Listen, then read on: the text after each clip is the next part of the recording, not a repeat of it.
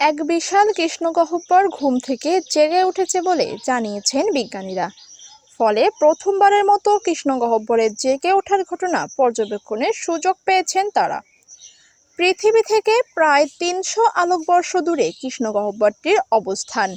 কৃষ্ণগহ্বরটি নীরবে অবস্থান করলেও ২০১৯ সাল থেকে কোনো সতর্কতা ছাড়াই পুনরায় সক্রিয় হতে শুরু করে। বিজ্ঞানীদের তথ্য মতে সূর্যের ভরের ১,০০,০০০ গুণ বেশি ভরের এই কৃষ্ণগহ্বর হঠাৎই তার পার্শ্ববর্তী ছায়াপথ বা গ্যালাক্সির অংশবিশেষ গ্রাস করতে শুরু করেছে।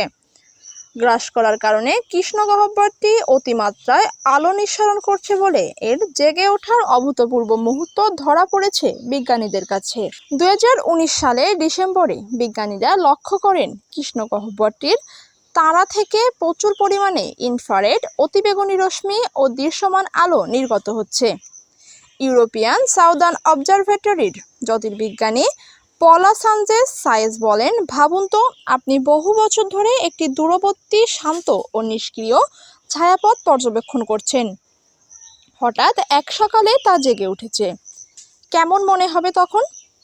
এমনই এক বিরল ঘটনা আমাদের চোখে ধরা পড়েছে। শান্ত ও নিষ্ক্রিয় কৃষ্ণগহ্বরটির উজ্জ্বলতায় নাটকীয় পরিবর্তন দেখতে পেয়েছি আমরা। যদিও নানা কারণে বিভিন্ন গ্যালাক্সি উজ্জ্বল হয়ে ওঠে, যা অস্বাভাবিক কিছু নয়, কিন্তু কৃষ্ণগহ্বর জেগে ওঠার দৃশ্য আসলেই বিরল। সাম্প্রতিক তথ্য বলছে কৃষ্ণগহ্বরটি এখন আরও বেশি উজ্জ্বল হয়ে উঠেছে। বর্তমানে ইউরোপিয়ান সাউদার্ন অবজারভেটরির বিশাল টেলিস্কোপ সহ বিশ্বের বিভিন্ন দেশের টেলিস্কোপের মাধ্যমে নজর রাখা হচ্ছে কৃষ্ণগহ্বরটির ওপর। এখন কৃষ্ণগহ্বরটি একটি সক্রিয় গ্যালাকটিক নিউক্লিয়াস তৈরি করছে।